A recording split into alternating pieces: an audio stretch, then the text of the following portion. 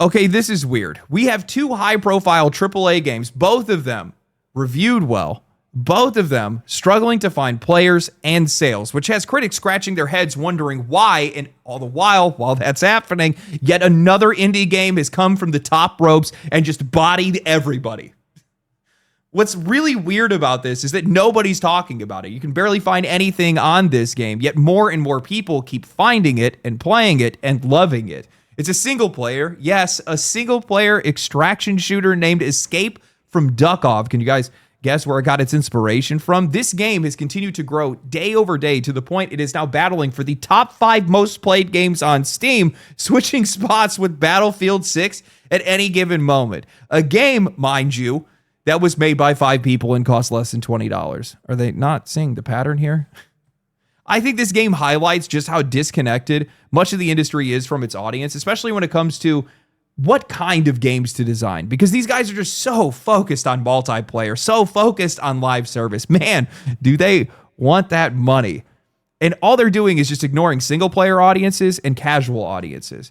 But you have a game like this and a team like this that discovers a far more addicting and satisfying loop by taking a game that's traditionally multiplayer and making it single player. So today what I want to do is I want to talk about why 2 major AAA games are struggling to find players right now, how the industry needs to stop ignoring the biggest player bases in the world, and how a game about ducks is a lot more than meets the eye. The more I play this game, the more I keep asking, what is this? Thank you to GameLoft for sponsoring today's video. Asphalt Legends is a free-to-play arcade racing game you can play literally anywhere. PlayStation 5, PlayStation 4, Xbox, PC, Switch, even on your phone, all with cross-platform progress. Right now they're hosting the Ferrari Esports Asphalt Series, a global competition where players from all over the world will be racing for glory and a spot in the grand finals at the Ferrari Museum in Maranello, Italy on November 16th. You can even watch the live stream on the official Asphalt YouTube channel at 9 p.m. GMT +2. And the best part, you don't even have to be a finalist to win something. Just by registering, you'll instantly earn 250,000 credits, 250 tokens, and get a shot at exclusive prizes like an HP Omen gaming laptop. The limited time event runs from October 27th to November 3rd, so jump in now, race behind the wheel of a Ferrari, and see how far your skills can take you. Download Asphalt Legends using my link and register for the Ferrari Asphalt Series at FerrariAsphaltSeries.com before November 3rd. Again, that's FerrariAsphaltSeries.com. Get in, register, and hit the track. A popular discussion that I've seen pop up recently is how 2 of the most talked about releases this season, Ninja Gaiden 4 and Outer Worlds 2, are both struggling out of the gate. These are not low-profile releases. They reviewed well. Both of them landed in the mid to high 80s on Metacritic, and yet Ninja Gaiden 4 only peaked at 11,000 concurrent players on Steam, while Outer Worlds barely cleared 10,000 in early access, 3,000 less than Avowed, which could foreshadow an even weaker launch for that game and some serious fallout for that studio. When someone asked what went wrong, I summed it up on Twitter saying, fun fact, if you bought all of the biggest releases in the past 2 months, you would have spent almost $700. Just the AAA ones, $420. Just the indies and remasters, less than $100. Players cannot survive these prices or the volume of these games. Neither will these companies. The real problem that we're running into is that all these publishers stack their release calendars trying to dodge out on Grand Theft Auto 6, and now they're all just colliding with one another. Too many games, too close together, all costing far more than anyone can justify because, I mean, let's be honest, nobody's going to be picking up $6, $70 games in 2 months. Most people are going to grab 1, maybe 2, and that's about it. Adding another one on top of that just doesn't make any financial sense, especially when every single launch is feeling like a gamble on whether or not it's good or whether or not it even works at all. I mean, it's not like people are buying these games based off of critic scores. Critic scores don't matter. People don't trust them anymore. There's too much built-in bias, too much inconsistency. These scores rarely reflect the real quality of the game, so when something launches, these players are going in blind, and when they're already strapped for cash, it's not like they're going to take a risk unless that game is affordable and it's something they are absolutely sure is fun. The only assurance that exists for a lot of players today is seeing it for themselves or hearing from friends, and that's exactly how we ended up here with yet another indie game blowing up out of nowhere despite all of these high-profile games failing. Escape from Duckov is a single-player spin on Escape from Tarkov. It launched back on October 16th with around 30,000 players, and at the time of recording this video, it has already passed over 300,000 players with no signs of slowing down. Those are numbers that we usually see for multiplayer hits, not single-player games, but this game is breaking every expectation. I swear, This is one of the most deceptive, accessible, and absurdly well-built games I have ever played. Despite how it looks, every single system in this game feels like it was assembled with surgical precision. The shooting, the looting, the pacing, it all lines up perfectly. The extraction and discovery loops are some of the most satisfying that I've ever seen in what's usually a multiplayer format.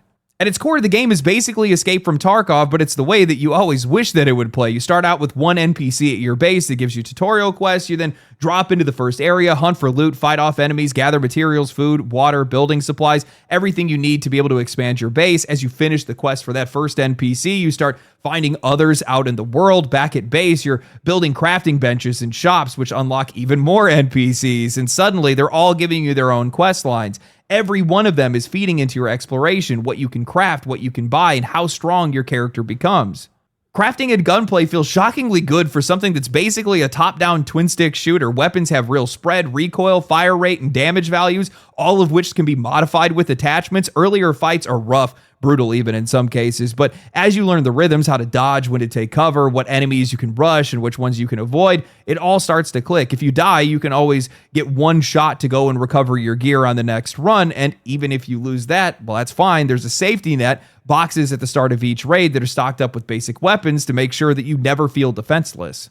Now, something that I really love is that as you continue to play the game, you're going to earn experience and materials that you're going to be able to spend on trainers. These guys let you unlock skill trees and passive upgrades that boost your base stats, making the earlier zones easier while still keeping those late game areas tense and punishing. It nails that power fantasy so well, that feeling of growth without ever losing any of its edge. Exploration.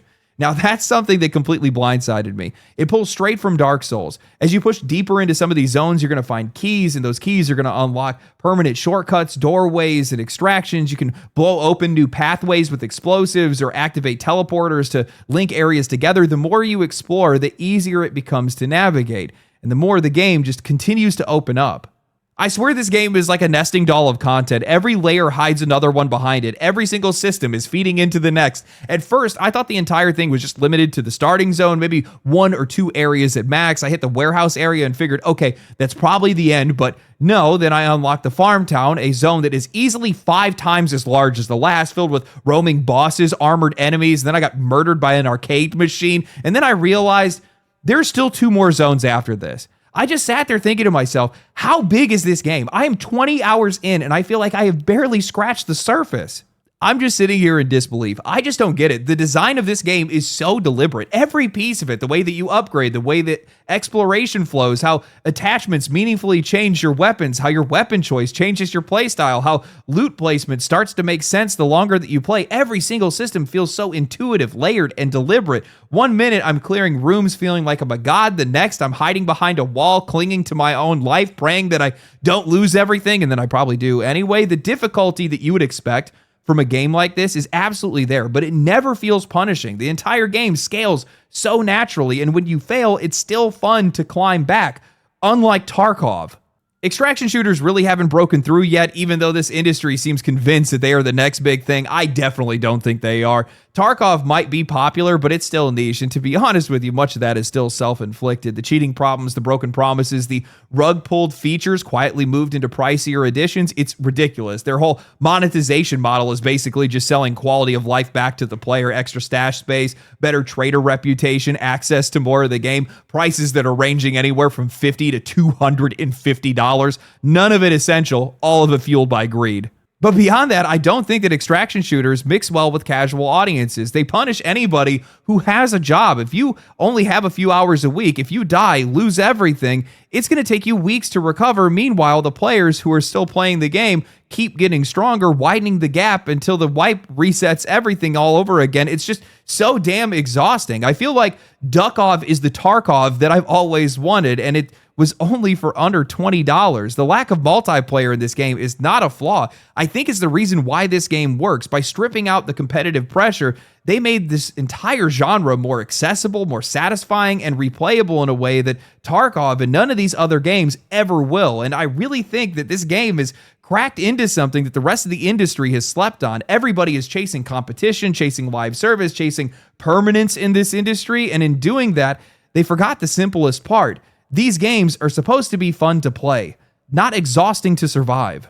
I really think that this game is tapped into something special because back when I first bought Escape from Tarkov, the PvE side of the game is what sold me on it. That's what I was looking forward to the most. And I guarantee there's a lot of other people that feel that way. And it took a long time for it to come out. And when it finally did, well, they shoved it into the Unheard of edition. The only thing unheard of was how much of a ripoff that was because they got rid of the Edge of Darkness edition and pretended like they never promised us anything in the first place. Fuck you, Nikita, and I cannot wait to see you try to pull that bullshit on Steam.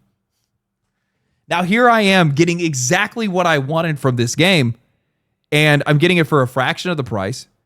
It's far more accessible, fun, and it's not even close to as exhausting. And I mean that on both fronts. I mean that both on the gameplay side, but also on the price side. I brought up how you would spend over $400 on new releases. That was just me talking about the most high-profile ones. There was a ton of games that I left off that list. It would easily total up over $700. Nobody can afford that. Not right now, probably not ever. There's just too many games in too high a frequency at too high of a price.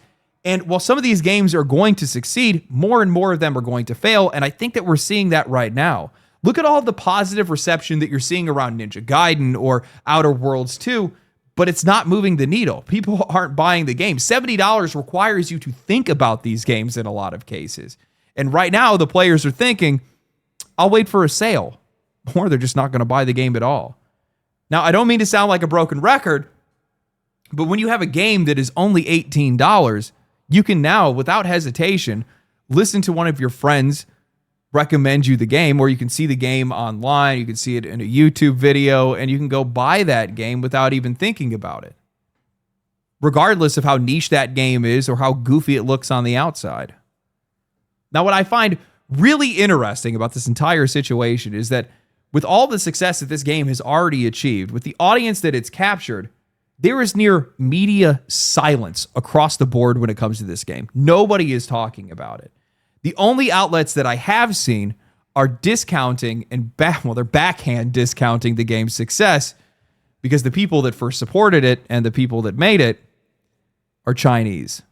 We have seen this exact scenario play out before. Back when Black Myth Wukong launched, it broke Steam records. It sold 10 million copies in its first week, yet every major headline ran with the same qualifier. It's a major hit, but in China, which always felt like it was just downplaying the game's success. I never understood why this was relevant. When a Western game blows up, nobody stops and points out that its players are mostly American. I have always been of the mind that players are players regardless of where they live, which means success is success no matter where it happens. And right now, we are seeing the exact same thing with Escape from Duckov. The media has largely ignored the game, and the only article that I could find that was actually covering the game in any real way came from PC Gamer in an article that was titled, "Escape from Duckov is the latest breakout Steam hit to owe its success to China." Now, to be clear, I'm not taking any issue with Lauren's coverage of the game itself. It's just how she's framing it. She ends the article by saying that it's good, that she hopes more people discover it so she has more people to talk about it with. And then she even points out that the game is more than just a meme, but she spends the entire article trying to prove that the game is only popular in China, monitoring when player counts dip to try to match them with Chinese time zones, comparing other Eastern hits like Naraka Blade Point and Delta Force, and pinpointing the disparity between reviews with 23,000 in English versus 240,000 in simplified Chinese.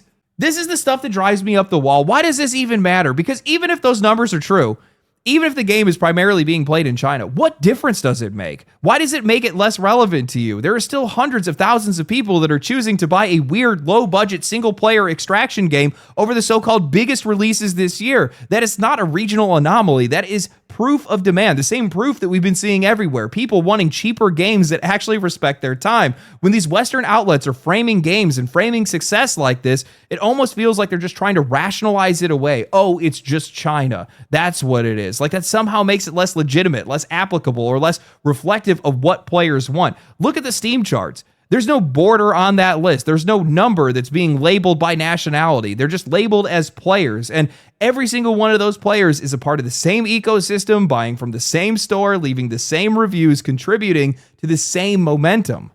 So the question here isn't why are these games doing well in China? It's why are they only doing well in China first? Why are Western players and journalists so slow to recognize and signal boost the appeal of some of these games until they've already gone global. This is not a cultural divide. This is a fake one. It's an industry that is so obsessed with marketing cycles and manufactured prestige that it can't even recognize a genuine hit when it's right in front of them. It does not matter where these players are coming from because the impact of these games doesn't stay contained. When hundreds of thousands of players start playing something in China, well, it doesn't just exist in a bubble. It floods into the global ecosystem. It shows up on the Steam charts, on trending pages, in recommendation algorithms. Western players see it climbing, they get curious, they check out the clips, and suddenly it's on everybody's radar. That's how modern discovery works now. Every game that blows up in one region automatically becomes visible everywhere else.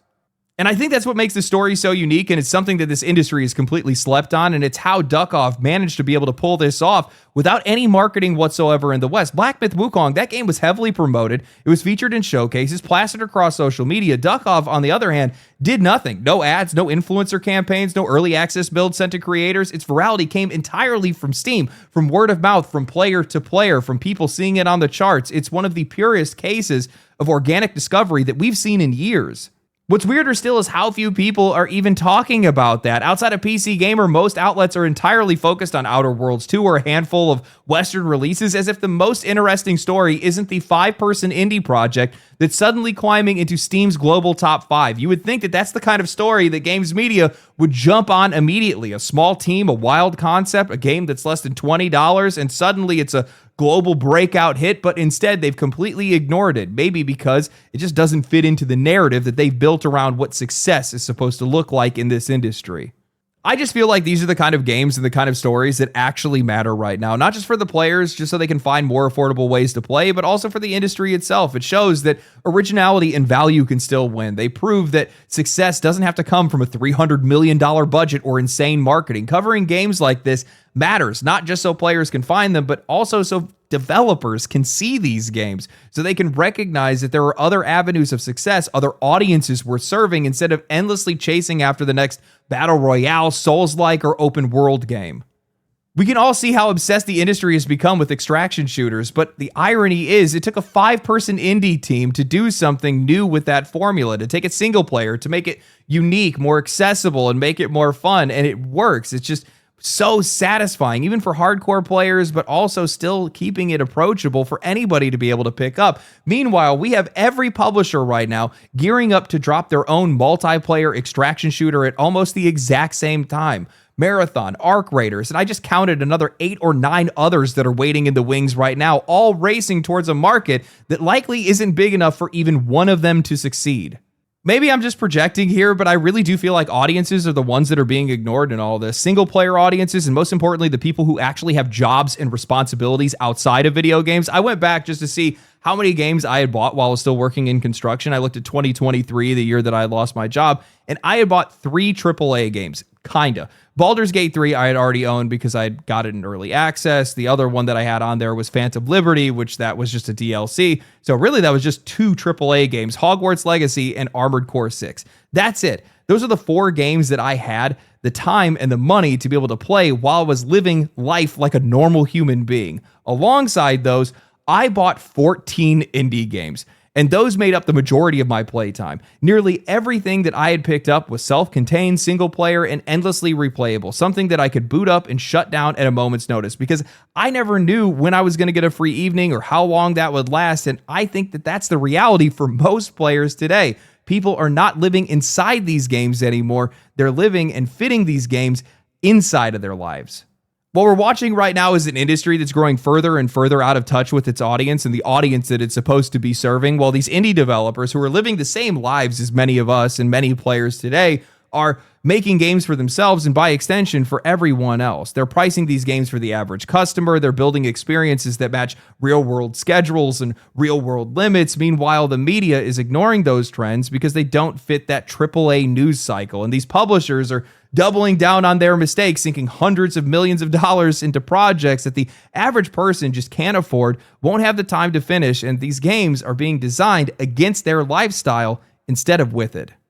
Lifestyle games. Now, that's a topic for a future video. I don't know if you guys have noticed this, But the games industry has become obsessed with that, especially at a executive level. They've been trying to manifest the need into existence, believing that everybody wants these forever games that you can live inside, games that become your lifestyle. But when 60% of your audience is working adults, well, that doesn't really make a lot of sense now, does it? It really does upset me that a lot of these Eastern games do not get a fair shake from the media in general, from the industry in general, because it does a lot of harm. It makes it where we have a harder time finding great games. It makes it more difficult for us to find more affordable games, but it also makes it where their issues in some of these games are not being discussed on a global scale. It means that these developers are not able to see these games, learn from their mistakes and their successes. And I think a lot of it just comes from a lack of access. These guys don't like having a lack of access, and China really does not like the way that the media likes to frame things. And, well, the media does not like that. I can see Escape from Duckov doing really well. I can see it continuing its success from where it is right now. I mean, the game has continued to hit highs basically every single day for the last week or so. And if it does continue to do that, and it does break into some of the Western audiences, I think that they have solid proof here, solid proof of concept that people might have this whole extraction shooter thing, the entire formula, wrong. And maybe it actually works better in a situation like this, where it's a single player focused game and that's where it stays. Now, I definitely could see it breaching outside of that, maybe bringing in some PvP elements on the side, something that is not required. Maybe it has some new loot or some exclusive loot that are in those PvP areas, giving players the option to go do those kind of things. I think that's where the future of live service really is. I think it's that blend of single player and multiplayer, but the multiplayer is always a option. It's not something that you're required to do. It's not the entire identity of the game. I like being able to do something on my own, and in some of these games, it would feel good to be able to take that into a multiplayer situation and potentially get more rewards or whatever it is. People do want to interact with other players, but in a lot of cases, they want to do it on their own time. You know, there's millions, there's probably billions of dollars at this point that's riding on extraction shooters, breaking into global audiences. And I just don't see it working just by the nature of those games, how quickly that floor and ceiling separate from one another when you have players that can only play a couple hours a week and you have players that can play every hour of the day. The other guys are never going to be able to catch up. If they get their wings clipped, they're probably out for the entire season or the entire wipe or whatever you're going to do for whatever your game is. And that's just going to drive people away. While it might be popular on a niche scale, it's definitely not going to be popular on a wide scale. I'll tell you that right now. I think Arc Raiders might have a chance. I like how they're trying to lean harder into making PvE more difficult. So then it's kind of driving players away from doing too much PvP because that's too much of a risk. It's making people allies more than enemies in some cases. I've experienced that myself when I've played some of their playtests, and I've seen other people have a similar experience as well. But I still think that like streamer culture and people trying to make a career out of their gameplay is going to still drive that PvP element of it and just ruin it for any casual player. So we'll see. Anyway, hope you guys enjoyed the video. If you guys did enjoy the video, like the video, subscribe to the channel, share the video with your friends. Follow me on Twitch. Follow me on YouTube. Follow me on Twitter. Follow me on Kick. I'm going to put the link in the bottom of this video. I'm also adding another platform, I think. I don't know when it's going to go live or when I'm going to do it, but it will be happening soon. Anyway, stay cool, stay righteous, stay safe. I'll catch you guys in the next one. Peace. Family, family, family, family.